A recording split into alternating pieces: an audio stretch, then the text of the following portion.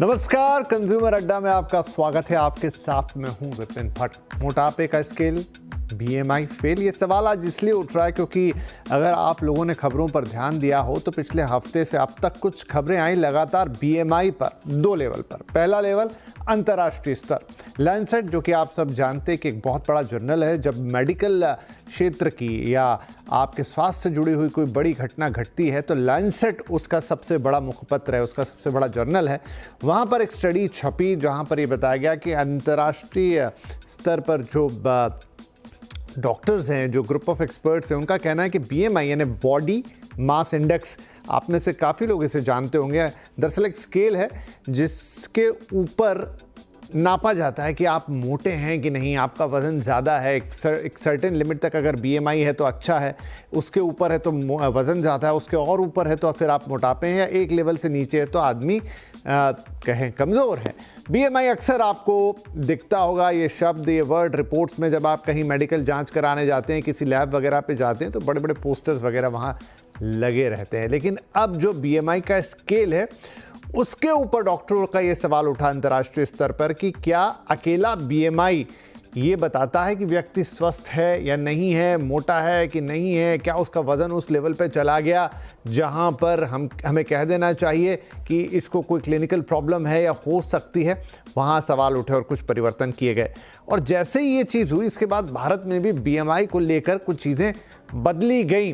क्या ये बदलाव हुए हैं, क्यों बदलना पड़ा, क्यों डॉक्टर्स ने ये सोचा, भारत में इस समय मोटापे को लेकर क्या स्थिति है, बीएमआई का उसमें क्या रोल है, क्या बीएमआई एक सही स्केल है या फिर ये कंफ्यूज कर रही है, इसी पर आज पूरी बातचीत होगी। ज़रूर सुनिएगा, हमारे साथ बड़ी इंटरेस्टिंग है और इसके लिए हमने कुछ खास मेहमानों को आमंत्रित किया है। हमारे साथ कार्यक्रम में जुड़ रहे हैं एंड्रोक्रोनोलॉजिस्ट और diabetologist doctor Shashank Joshi, Fortis escort के सीनियर इंटरवेंशनल कार्डियोलॉजिस्ट डॉक्टर विशाल रस्तोगी और न्यूट्रिशनिस्ट डॉक्टर प्रत्यक्ष भारद्वाज। आप सभी का बहुत बहुत स्वागत है। तो डॉक्टर जोशी, आपसे ही शुरुआत करता हूं। मैंने जैसा कहा कि दो अलग अलग चीज़ें हुई, एक अंतर्राष्ट्रीय स्तर पर हुई, लैंसेट में कुछ छपा, फिर फॉलोड बाय इंडिया में कुछ हुआ, आप लोगों ने कुछ कहा। मैं समझना चाहूँगा पहले अंतर्राष्ट्रीय स्तर पर क्या चीज़ें हुई, क्या बदलाव हुए, क्यों बीएमआई पे ऑल ऑफ सडन सवाल उठ गया। विपिन जी, धन्यवाद। पहले चीज है कि सडनली सवाल नहीं उठा था। 2007 में ही हमने बोले थे कि हम जो भारतीय है वो थिन फैट इंडियन है, इसलिए बीएमआई है हमारे यार्डस्टिक नहीं है, चर्बी या मोटापा का यार्डस्टिक नहीं है। इंश्योरेंस कंपनियों ने लास्ट 100 साल में बीएमआई यार्डस्टिक बनाया था मोटापन के लिए, और ये पाश्चात्य देशों में था, कॉकेशंस में था। तो लैंसेट में जो शोध निबंध आया है और जो ग्लोबल गाइडलाइन आई है उसमें इतना ही बताया है कि बीएमआई के पूरा भरोसा नहीं करना चाहिए। लोगों में एक्स्ट्रा चर्बी अलग अलग जगह पे रहती है, जैसे फैट लिवर में आता है, हार्ट में आता है, ओवरीज में आता है, तो उसकी हानि हो सकती है। तो एडिपोसिटी उन्होंने डिफाइन किया है बीएमआई के बियॉन्ड जाके। और हमारी जो चर्बी है भारतीय लोगों की, वो पेट में रहती है। तो घेर देते हैं हम, वेस्ट सकम्फ्रेंस लेते हैं, वेस्ट टू हाइट रेशियो लेते हैं, उनका भी मायना आता है। तो बीएमआई सेंट्रिक होना नहीं चाहिए, ओबेसिटी इज बियॉन्ड बीएमआई, ये उनका पहला निष्कर्ष था।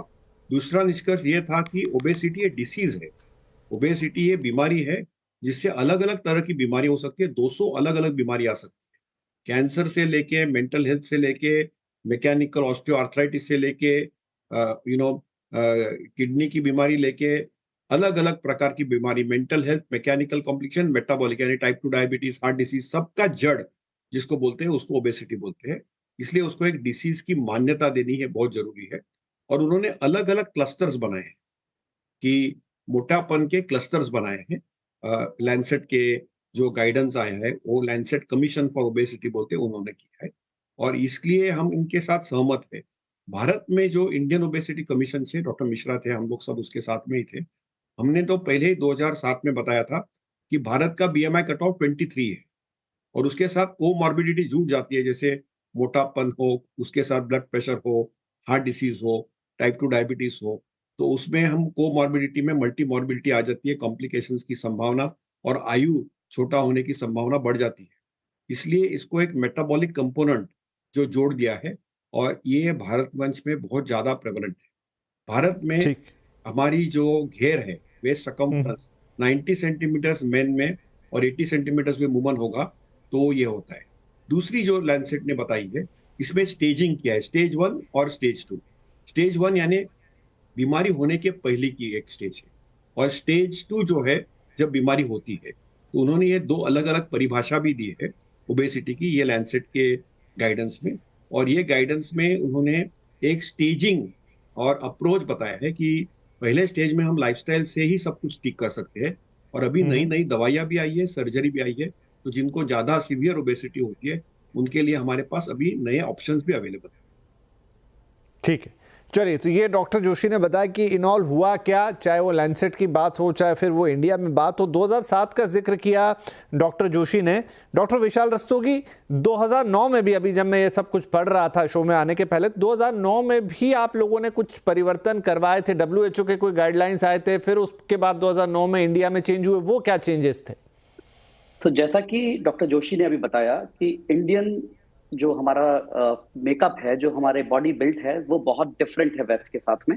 और बीएमआई से रिलेटेड जो गाइडलाइंस हैं वो सारी की सारी यूरोपियन पॉपुलेशन के हिसाब से बनी हुई हैं, जो कि हमारे इंडियन माइक पर नहीं सेट बैठती हैं।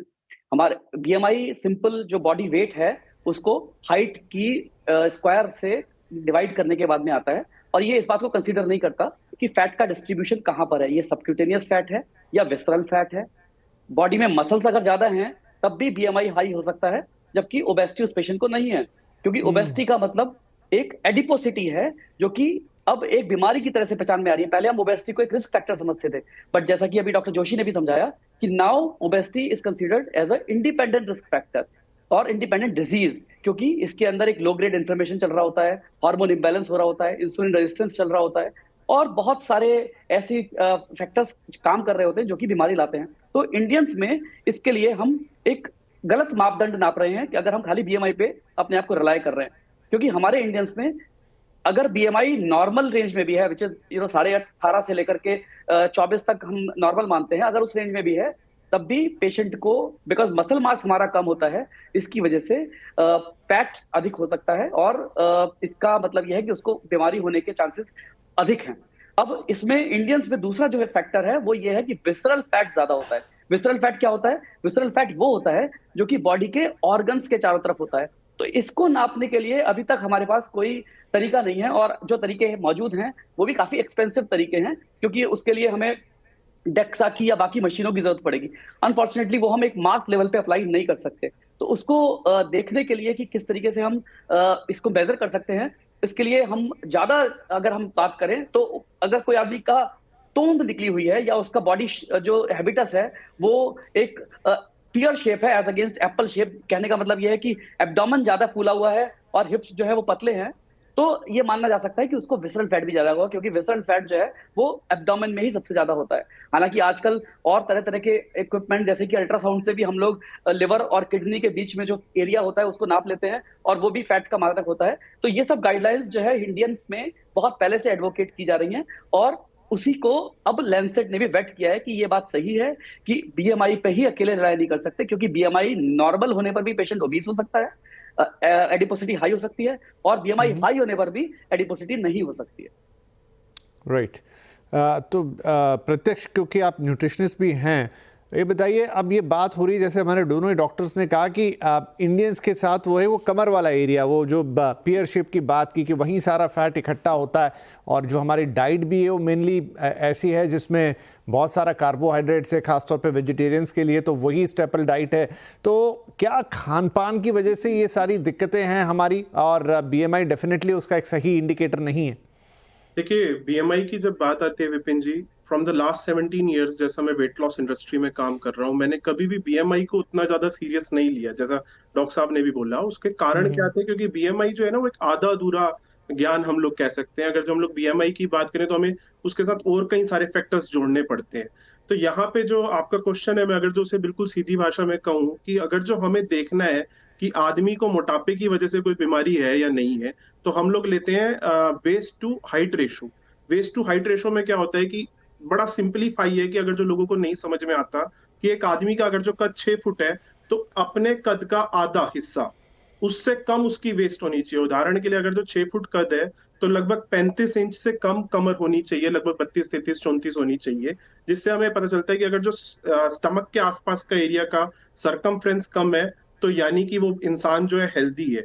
हमारे जो इंडियंस हैं, अगर जो हम लोग उनकी बात करें तो हम लोग लगभग, आप ये देखिए कि 2009 से 20 से 25 को हम लोग हेल्दी वेट मानते आए हैं बीएमआई की रेशो के हिसाब से। बीएमआई निकालने का बड़ा सिंपल फार्मूला होता है, weight by height in centimetres का स्क्वायर। वो रेशो हम लोग बीएमआई चार्ट के अंदर मिला लेते हैं। वो रेशो क्या है, 20 से लेकर 25 तक हेल्दी वेट, 25 से ऊपर हम लोग अभी तक ओवरवेट मानते थे, पर अभी जो लेंसेट की जो स्टडीज है उसमें ओवरवेट वर्ड को रिप्लेस करके दे सेट की जिसे हम लोग बोलते हैं प्री क्लिनिकल ओबेसिटी, बस इतना लगभग चेंज है। अदरवाइज कोई ज्यादा मेजर चेंज नहीं है। जैसा अभी डॉक्टर साहब ने बताया कि ऐसा कुछ भी ओबेसिटी को मापने का कोई बड़ा मापदंड नहीं है। तो अगर जो इंसान मोटापा है तो वो खाने की वजह से भी हो सकता है, एक्सेस स्ट्रेस की वजह से भी हो सकता है, जेनेटिक या हार्मोनल चेंजेस की वजह से भी हो सकता है, कई बार डिप्रेशन से रिलेटेड या कुछ मेडिसिन होती हैं जिनकी वजह से भी मोटापा आता है। तो मोटापा कभी भी किसी भी एक कारण की वजह से नहीं होता, मोटापे के बहुत सारे कारण होते हैं। हमें उन सारे कारणों को ध्यान में रख के वेट लॉस की टेक्निक को डिसाइड करना, वो एक वेट लॉस एक्सपर्ट का या एक डाइटिशियन का, एक डॉक्टर का काम होता है।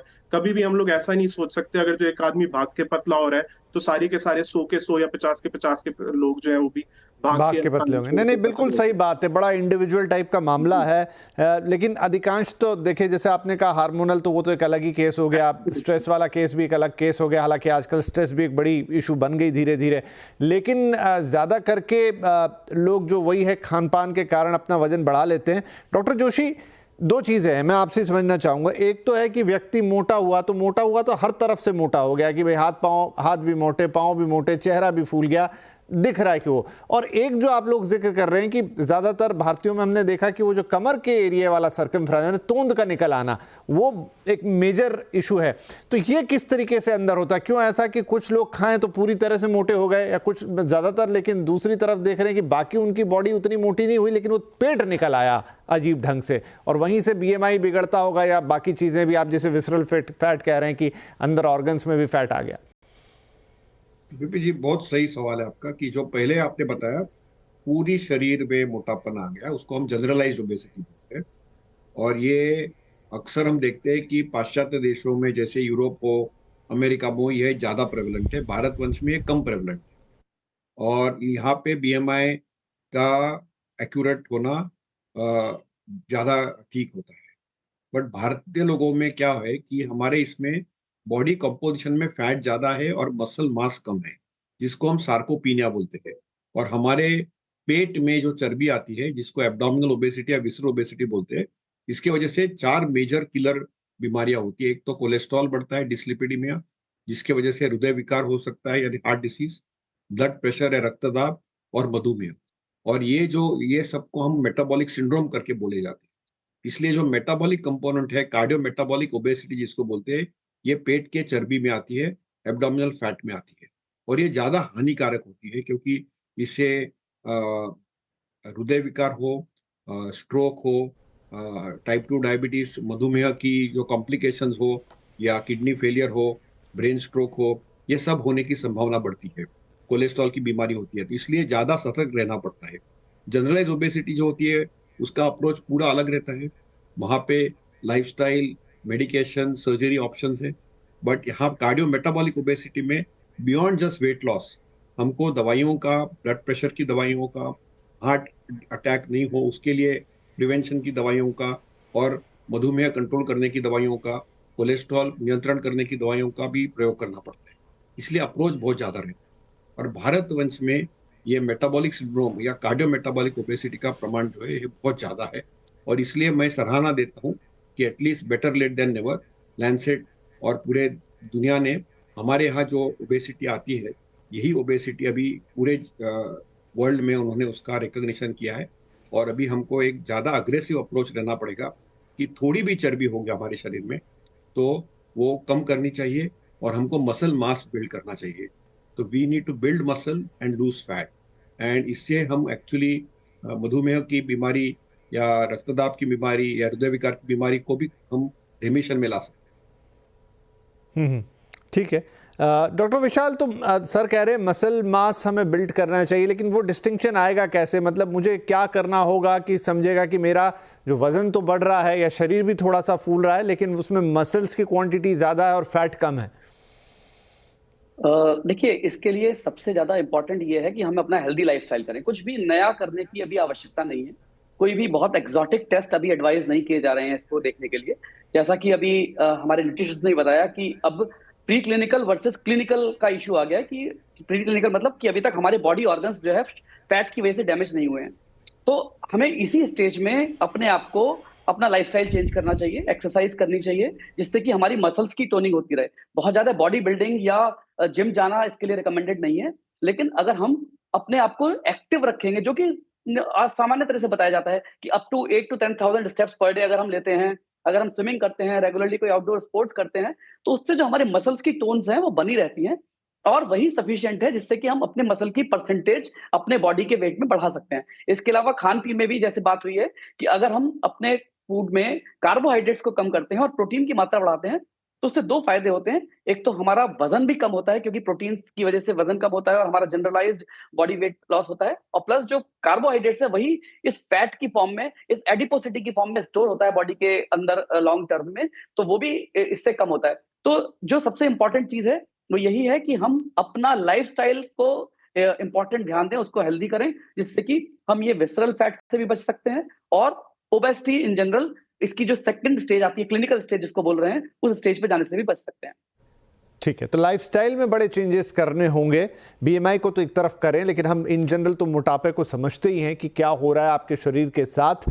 तो अब जैसा डॉक्टर साहब ने कहा कि आप अपने खाने में प्रोटीन का ज़्यादा इस्तेमाल करें और कार्बोहाइड्रेट्स का कम, लेकिन वो बैलेंस डाइट आएगी कैसे? और ख़ासतौर पे जो वेजिटेरियन लोग हैं उनके लिए तो ये बहुत बड़ा सवाल हमेशा बना रहता है। प्लस थोड़ी देर पहले प्रत्यक्ष ने कहा कि स्ट्रेस के कारण भी मोटापा आता है। स्ट्रेस, मेंटल स्ट्रेस इन दिनों बहुत आम हो चला है। तो ये दो बड़े मेजर सवाल होंगे, उनको हम उठाएंगे इस ब्रेक के बाद। और आखिरकार बीएमआई, विदाउट बीएमआई, लेकिन आपको स्वस्थ रहना है। वो नंबर स्केल पे कहीं भी जाए, कोई भी तरीका हो, इंपॉर्टेंट है कि आप कैसे स्वस्थ रहेंगे, लीन एंड फिट रहेंगे। वो बात इस छोटे से ब्रेक के बाद।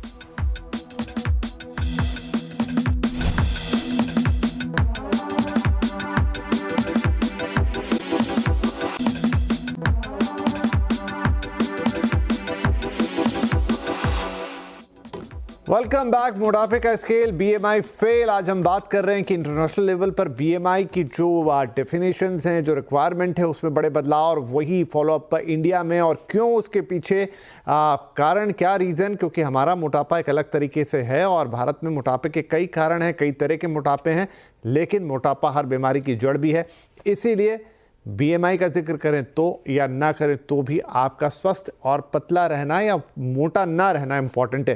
वेल, ब्रेक से पहले काफ़ी हमने इसको समझा, अब थोड़ी और बातें। प्रत्यक्ष तो जैसा डॉक्टर रस्तोगी और डॉक्टर जोशी भी कह रहे थे कि हमको एक हेल्दी लाइफस्टाइल की तरफ जाना है। अब उसमें प्रोटीन हम ज़्यादा कंज्यूम करें, हम कार्बोहाइड्रेट्स कम करें, बहुत मुश्किल होता है। हम बैलेंस डाइट की हमेशा बात करते हैं, लेकिन वो बैलेंस डाइट आप कैसे मेजर करेंगे रोज़ के खाने में? अमूमन व्यक्ति क्या खाता है? सब्जी, रोटी, दाल, चावल। आप देखेंगे तो 70% तो कार्ब्स इसमें ऐसे ही दिख रहे हैं। बिल्कुल ठीक बात है विपिन जी। सबसे बड़ी जो बात है ना, बैलेंस डाइट, ये अपने आप में ही बड़ा कॉम्प्लेक्स वर्ड है, क्योंकि जब बैलेंस डाइट की बात आती है ना, तो अमूमन कोई भी इंसान, कोई भी व्यक्ति अचानक से कोई भी राय रख देता है। पर मैं इस मामले के अंदर थोड़ा सा डीप एक चीज मैं कहना चाहूंगा कि जब भी बात आती है कि प्रोटीन लेना है या कार्बोहाइड्रेट्स लेने हैं, इस चीज को कंसिडर करने से पहले भी व्यक्ति को अपनी उम्र का ध्यान रखना चाहिए, अपनी बीमारियों का ध्यान रखना चाहिए, अपने हैबिटेट का ध्यान रखना चाहिए। फॉर एग्जांपल, जैसे हम लोग जब प्रोटीन्स की बात करते हैं, तो अभी एक ऐसे ही एक जर्नल था जिसमें बात हुई थी, लोग अक्सर समझते हैं कि दालें जो है दैट इज टोटली प्रोटीन। तो अगर जो हम लोग बात करें तो दालें अपने आप में एक कार्बोहाइड्रेट का एक मेजर सोर्स है। जब हम लोग आटे की बात करते हैं तो 100 ग्राम आटे में 15 से 20 ग्राम प्रोटीन होता है। तो यहाँ पे जो एक हेल्दी लाइफस्टाइल है ना, हेल्दी लाइफस्टाइल के लिए ना एकदम से, जिसे कहते हैं ना, फोर्सफुली या बहुत ज्यादा प्रेशर करके कोई भी चीज करना कि आज से मैं एक्सरसाइज शुरू करूंगा और मैं 1.5-2 घंटे वर्कआउट करूंगा, दैट इज टोटली रॉन्ग। या मैं डाइट लूंगा कि जब मैंने सोचा कि अब मैंने 100% प्रोटीन करना है तो मैं उठा के कोई प्रोटीन पाउडर लेना शुरू कर दूं, दैट इज टोटली रॉन्ग। आप अपनी डाइट के अंदर हर चीज को मेजर करो कितने प्रोटीन की रिक्वायरमेंट है, कितने कार्बोहाइड्रेट्स की रिक्वायरमेंट है, कितने विटामिन की रिक्वायरमेंट है। ऐसा ना हो कि हम एक चीज की पूर्ति के चक्कर में दूसरी चीज का नुकसान कर दें और किसी और बीमारी से ग्रस्त हो जाए। उदाहरण के लिए प्रोटीन पूरा करते करते विटामिन लॉस हो जाए और पता चले हमारी आंखों की रोशनी या हमारे बाल या हमारे नखूनों पे कोई फर्क पड़ रहा है। तो एक बैलेंस डाइट का मतलब है कि हर चीज को खाने के अंदर एक प्रॉपर मात्रा में रखना। तो इसी के साथ हम लोग एक्सरसाइज के लिए भी हम लोग यही चीज कहते हैं कि जो आपकी लाइफस्टाइल है उसी के हिसाब से एक्सरसाइज करिए। अगर जो आप 15 मिनट 10 मिनट वॉक के लिए भी निकाल दें, that is more than enough. ऐसा नहीं है कि बहुत हार्ड एक्सरसाइज की जरूरत है। ठीक है जी, तो चलिए आपको इस तरीके से ध्यान रखना। डॉक्टर जोशी, क्या आपकी सलाह होगी, क्या करना चाहिए, किस तरह के चेंजेस हमें करने चाहिए लाइफस्टाइल में ताकि आपका बीएमआई चाहे वो किसी भी डेफिनेशन में हो लेकिन वो आप फिट रहें, और ख़ास तौर पे जो अलग अलग फैट्स की आप बात कर रहे हैं जिनका पता लगता नहीं है, कई बार आपका वजन कम भी है लेकिन आपके अंदर फैट वो डिपॉजिट हो गए हैं, अराउंड ऑर्गन हो गए हैं, विद इन स्किन हो गए हैं, कैसे आप उसको चेक रखेंगे? विपिन जी, आई थिंक सबसे अहमत है लाइफस्टाइल, यानी कम खाओ, स्लोली खाओ, वक्त पे खाओ और सही खाओ। उसके साथ थोड़ा फिजिकल एक्टिविटी, एक्सरसाइज में मसल मास इंप्रूव करना बहुत जरूरी है, अनिवार्य है। रेजिस्टेंट एक्सरसाइजेस के लिए स्ट्रेचिंग एक्सरसाइज, उसके साथ योग, सूर्य नमस्कार, इसका बहुत फायदा होता है, और कपालभाति, इनमें डेफिनेटली चर्बी जो है वो कम होने में उसका एक सहयोग है। उसके साथ ही स्ट्रेस कम करना और टी एडिक्शन करना अल्कोहल टोबैको से, उससे भी बहुत फायदा होता है। और 7 घंटा नींद लेना भी उतना ही महत्वपूर्ण है। तो सिर्फ डाइट एक्सरसाइज महत्वपूर्ण नहीं है मोटापन कम करने के लिए, एक होलिस्टिक प्रोग्राम रहना चाहिए और वैद्यकीय सलाह लेनी चाहिए, क्योंकि अभी दवाइयाँ और ऑपरेशन दोनों अवेलेबल है। जिनको बहुत ज्यादा प्रमाण में मोटापा होता है या उनको कोमॉर्बिडिटीज होती है, उसके लिए अलग अलग नई दवाइयाँ अभी भारतवंश में भी अवेलेबल है, वर्ल्ड वाइड भी अवेलेबल है, और उसके साथ सर्जिकल ऑप्शंस भी अवेलेबल है। लेकिन मेरा मानना यह है कि सबसे इजी जो सोल्यूशन है वो लाइफस्टाइल का सोल्यूशन है। उसका अडियर करना बहुत डिफिकल्ट है, और उसके लिए जो मेन चीज़ है कि एक निश्चय करके बिहेवियर चेंज होना बहुत जरूरी है कि कम खाओ, वक्त पे खाओ, सही खाओ, उसके साथ थोड़ा फिजिकल एक्टिविटी में मसल बिल्डिंग करो और 7 घंटा नींद करो और हंसते खेलते रहो। टेंशन और स्ट्रेस लेंगे तो मोटापा कम होने की चांसेस कम होते हैं, और वैद्यकीय सलाह या डॉक्टर को जरूर दिखाते जाओ। क्विकली डॉक्टर रस्तोगी, जो जैसा मैंने कहा था, अभी सर ने फिर जिक्र कर दिया, स्ट्रेस का क्या रिलेशन है? क्योंकि देखिए स्ट्रेस तो इन दिनों पार्ट एंड पार्सल हो चुका है लोगों की लाइफ का। सारी चीजों को मिला के देखें तो स्ट्रेस का सबसे बड़ा योगदान है, क्योंकि स्ट्रेस में एक हार्मोन रिलीज होता है जो कि कॉर्टिसोल होता है, और वो प्रमोट करता है कि हमारे फैट का एक्यूमुलेशन हो और जो बॉडी में बाकी कार्बोहाइड्रेट्स है, बिकॉज ये स्ट्रेस हार्मोन है, तो ये इसका रिस्पॉन्स ये है कि बॉडी के अंदर एनर्जी को स्टोर करे। और फैट का जो ओरिजिनल पर्पस था वो ये था कि बॉडी के अंदर एनर्जी एक बुरे वक्त के लिए स्टोर में रहे। तो ये स्ट्रेस हार्मोन इस फैट को ज्यादा से ज्यादा स्टोर कराता है। तो अगर हम अपनी स्ट्रेस कम कर सकते हैं, और डॉक्टर जोशी ने बहुत अच्छे तरीके बताए वो स्ट्रेस कम करने के, चाहे हम योग करते हैं, एक्सरसाइज करते हैं, इन सब से ही हमारी स्ट्रेस लेवल कम होता है। हम अपना बिहेवियरल चेंजेस भी कर सकते हैं। तो इन सब से हम स्ट्रेस को कम करके अपने ओबेसिटी को भी कम कर सकते हैं। जी चलिए, तो देखिए बात तो बीएमआई से शुरू हुई थी, वो तो एक इंडिकेटर है कि आपकी स्केल को कैसा रखा जाए, उससे कितना समझा जाए, उससे कितना ना समझा जाए। लेकिन ये कोई इतनी भी गूढ़ चीज़ नहीं है कि आपको समझ में नहीं आएगी कि आपका वजन कहाँ पहुँच गया है, कि आपका पेट बाहर निकल रहा है, क्या आप अपने अंदर भारीपन महसूस कर रहे हैं, क्या आपका पूरा जो बॉडी स्ट्रक्चर है वो थोड़ा डगमगा गया है, तेज़ चलने में दिक्कत है, सांस फूल रही हो। कोई बहुत सारे ऐसे इंडिकेटर्स हैं जिससे आपको समझ में आ जाएगा कि क्या आपको डॉक्टर से मिलना चाहिए या फिर अपने लाइफस्टाइल में बड़े चेंजेस करने चाहिए। और वो चेंजेस क्या हैं? आपका आहार, आपका खान पान, आपकी दिनचर्या, आपकी नींद, ये 2-3 चीज़ें जो हमारे एक्सपर्ट्स ने बताई। तो आप अगर अपना थोड़ा डाइट को चेंज करके न्यूट्रिशियस चीज़ें लेंगे, खास तौर पे प्रोटीन्स की थोड़ी मात्रा बढ़ाएंगे, वो भी कोई खास बात नहीं है। प्रत्यक्ष ने अभी हमें समझा दिया कैसे आपको करना है। और साथ में एक्टिव रहिए, चाहे योगा कर लीजिए, चाहे सिंपल वॉक कर लीजिए, कोई गेम खेल लीजिए, लाइफस्टाइल को थोड़ा एक्टिव बनाइए। ये सारी चीज़ें होंगी तो फर्स्ट ऑफ ऑल शायद आपको हमारे मेहमानों के पास जाने की ज़रूरत नहीं पड़ेगी, आप खुद ही उसको मैनेज कर लेंगे। लेकिन अगर फिर भी आपसे नहीं हो रहा है तो ज़रूर आप इस पर क्लिनिकल राय ज़रूर लीजिए, डॉक्टर से ज़रूर मिलिए और समझिए, क्योंकि मोटापा आपको लॉन्ग टर्म में बड़ी बीमारियाँ दे सकता है। बहुत बहुत धन्यवाद आप तीनों ही मेहमानों का ये बातें हमें समझाने के लिए। नमस्कार।